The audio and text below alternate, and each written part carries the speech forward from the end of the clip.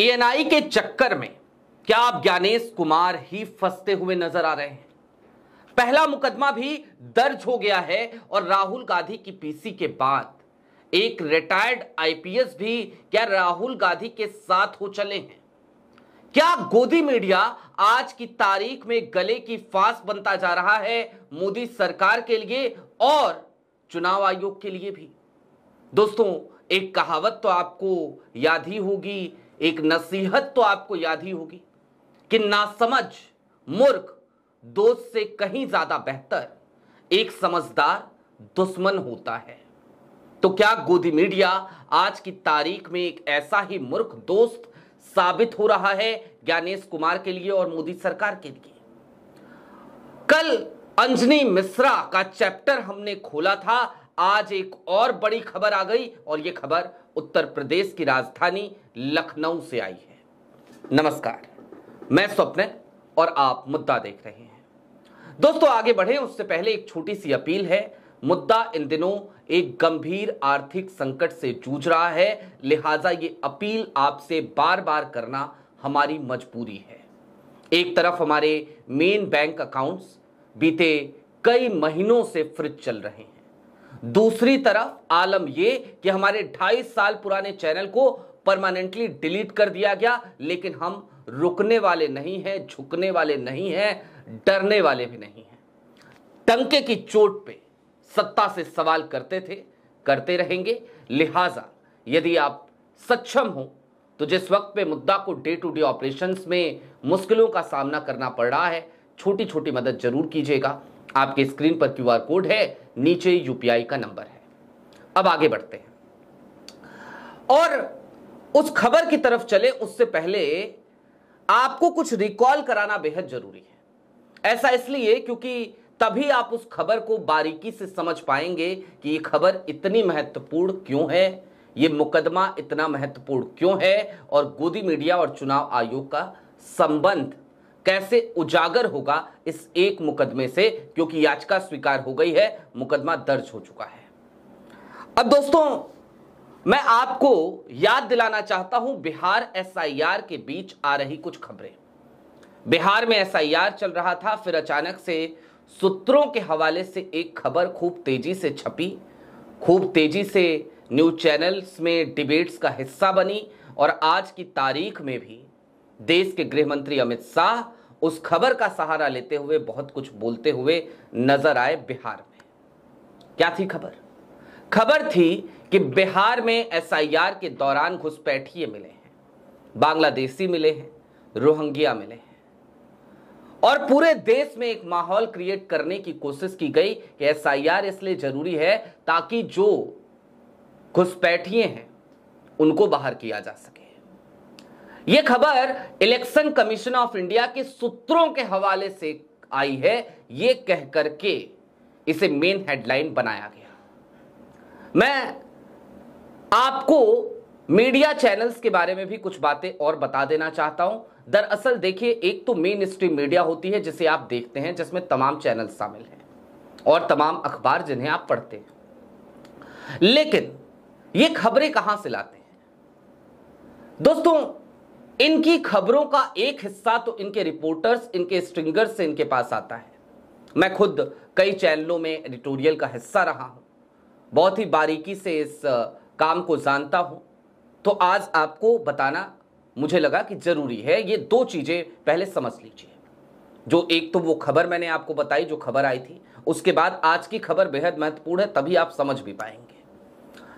अच्छा दोस्तों, दूसरी तरफ क्या होता है कि एजेंसीज होती हैं, न्यूज एजेंसीज होती हैं। जैसे आपने एएनआई का नाम कई बार सुना होगा, पीटीआई न्यूज लॉन्चर यदि आप देखते हो तो आपको अक्सर पीटीआई की बाइट्स हमारे यहाँ आपको चलती हुई नजर आती होंगी, क्योंकि भाई हमारे लिए अफोर्डेबल पीटीआई है, हम अल्टरनेट मीडिया वाले हैं और पीटीआई जो है वो अफोर्डेबल है, तो हमने पीटीआई की सब्सक्रिप्शन ले रखी है। एनआई बहुत महंगी सब्सक्रिप्शन हम नहीं ले सकते। आईएएनएस अडानी साहब का भी हालिया दिनों में उन्होंने टेक ओवर किया बीते साल, तो वो भी एक न्यूज एजेंसी है। तो एक बड़ा हिस्सा इन मेन स्ट्रीम मीडिया चैनल्स के पास इन एजेंसीज से आता है।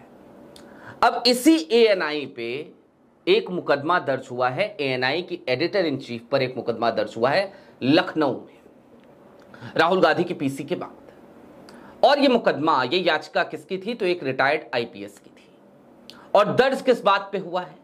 दर्ज दरअसल उन्हीं सूत्रों के हवाले से चलाई गई खबरों के संदर्भ में हुआ है। और जज साहब ने जो ऑर्डर दिया है वो ऑर्डर आपकी स्क्रीन पर है। जज साहब ने कहा ये कंप्लेन केस दर्ज करने का हम आदेश देते हैं और रिटायर्ड जो आईपीएस हैं उनको 26 तारीख की डेट मिली है कि 26 तारीख को आइए अपना बयान दर्ज कराइए, ये मुकदमा आपका स्वीकार किया जाता है।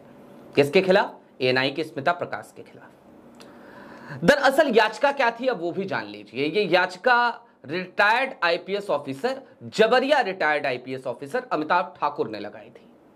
और उन्होंने ये मांग की थी कि दरअसल जो एएनआई न्यूज एजेंसी है वो सूत्रों के हवाले से खबर चला रही है। उन्होंने कहा कि भाई पब्लिक डोमेन में जो बातें इलेक्शन कमीशन ऑफ इंडिया कह रहा है, उसके प्रवक्ता कह रहे हैं, उनसे अलग हटकर बातें एएनआई चला रही है। किस अधिकार से चला रही है? क्यों चला रही है? देश को कैसे गुमराह किया जा रहा है? आपने देखा होगा राहुल गांधी की पहली पीसी और राहुल गांधी की दूसरी पीसी के बाद सूत्रों के हवाले से बहुत बड़ा खेल हुआ। और एएनआई चूंकि न्यूज एजेंसी है तो वो अपनी वेबसाइट पर सूत्रों के हवाले से खबर डाल देती है और तमाम मीडिया चैनल्स वहां से उसे लपक लेते हैं कि लाओ भैया सूत्रों के हवाले से खबर है, चलो हम भी सूत्रों के हवाले से, सोर्सेस के हवाले से चला देते हैं। लेकिन क्या चुनाव आयोग, जो देश की एक ऐसी कॉन्स्टिट्यूशनल बॉडी है जिसे खुद पब्लिक डोमेन में आकर के अपने प्रवक्ताओं के जरिए, अपनी चिट्ठियों के जरिए, अपनी प्रेस रिलीज के जरिए बताना चाहिए, बयान देना चाहिए, पारदर्शिता चूंकि वहां जरूरी है, क्या वहां से भी सूत्रों के हवाले से खबर आनी चाहिए? सूत्रों के हवाले से खबरें किस तरीके की आनी चाहिए? अब जरा वो भी समझ लीजिए। मैं ऐसा नहीं कहता कि सोर्स गलत होते हैं, नहीं, पत्रकार हूं, सोर्सेस को गलत नहीं कहूंगा, लेकिन यहां पे सारा खेल ये जो सूत्रों का था ना, ये कुछ और था। और कैसे था उसको समझिए।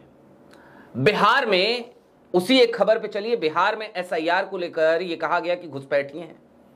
फिर 55 लाख नाम काटे गए। पूछा गया ये कौन लोग हैं? तो इलेक्शन कमीशन ऑफ इंडिया ने क्या एक बार भी कहा कि ये बांग्लादेशी थे, रोहिंग्या थे, इसलिए इनका नाम कटा? नहीं। क्या कहा? वो माइग्रेट कर गए हैं, वो वहां नहीं मिल रहे हैं, या उनकी मृत्यु हो गई है, इसलिए उन लोगों के नाम काटे गए हैं। इसका मतलब सूत्रों के हवाले से जो खबर चली वो खबर सिर्फ और सिर्फ नैरेटिव सेट करने का एक जरिया था, लोगों के दिमाग में ये बिठा देने का जरिया था कि देखिए आपके अधिकारों पर डाका कोई और नहीं बल्कि घुसपैठिए डाल रहे हैं, लिहाजा सूत्रों के हवाले से ये खबर है भाई साहब कि घुसपैठिए आ गए हैं। और अमित शाह साहब, समझ नहीं आता कैसे ये बातें कह जाते हैं भाई। 6 साल से आप गृह मंत्री हो, उससे पहले राजनाथ सिंह गृह मंत्री थे, आपकी ही सरकार है बीते 11 सालों से। घुसपैठिए अगर इतनी बड़ी तादाद में आ रहे हैं, आकर के यहां के मतदाता बन रहे हैं, तो जिम्मेदारी किसकी? Who is accountable for that? Who is responsible for that? जाहिर सी बात है आपकी सरकार।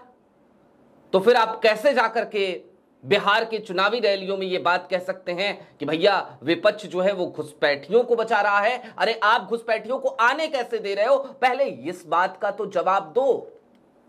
आपकी जिम्मेदारी है साहब, आपकी जिम्मेदारी है, आप कैसे आने दे रहे हो? खैर, इसका मतलब सूत्रों के हवाले से फर्जीवाड़ा था। इसी तरीके के ना जाने कितनी ही खबरें सीआई के सूत्रों के हवाले से प्लांट की गई।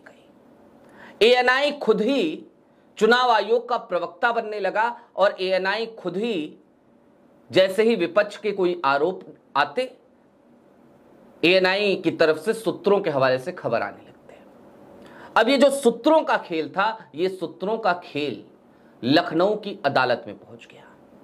रिटायर्ड आईपीएस अमिताभ ठाकुर लेकर के याचिका पहुंचे, याचिका स्वीकार हो गई, मैं आपको बता चुका हूं। अब और थोड़ा सा इस बात का विश्लेषण जरा संक्षेप में कर लिया जाए कि इससे होगा क्या। दोस्तों, कल की तारीख में अंजनी मिश्रा को लेकर हमने द न्यूज लॉन्चर पर, the news launcher Uttar Pradesh Uttarakhand पर और मुद्दा पर भी जो खुलासा किया था, उससे आपको यह बात समझ में आ गई होगी कि अंजनी मिश्रा आज की तारीख में यदि एफआईआर कराते हैं, हालांकि उन्होंने पोर्टल पर उनके हिसाब से उन्होंने शिकायत दर्ज कराई है, एफआईआर अभी तक उन्होंने नहीं कराई है, पोर्टल पे शिकायत दर्ज की है। खैर, पोर्टल की शिकायत इक्विवेलेंट है एफआईआर के, ऐसा उनको लगता होगा।